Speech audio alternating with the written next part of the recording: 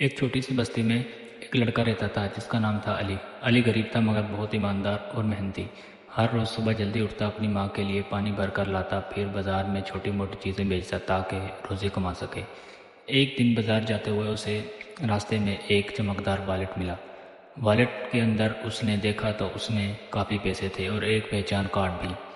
علی آسانی سے پیسے رکھ سکتا تھا لیکن اس کا ضمیر اسے منع کر رہا تھا۔ اس نے والیٹ لے کر پولیس اسٹیشن گیا اور انہیں والیٹ دے دیا، ساتھ ہی بولا کہ اگر اس کے مالک مل جائے تو انہیں یا واپس دے دینا۔ پولیس والے حیران ہو گئے کیونکہ ایسا ایماندار لوگ بہت کم ملتے ہیں۔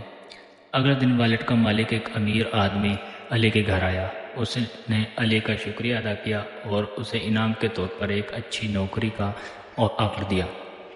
علی نے خوشی سے اس نوکری کو قبول کیا۔ اب علی اور اس کی ماں دونوں بہتر زندگی گزار رہے تھے۔